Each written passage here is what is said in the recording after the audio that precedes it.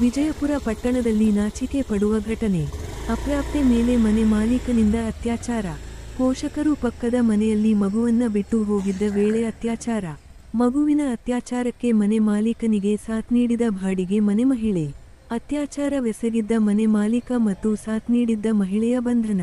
ಚಂದ್ರಶೇಖರ ಮತ್ತು ಮಂಜೂರಾ ಬಂಧಿತ ಆರೋಪಿಗಳು.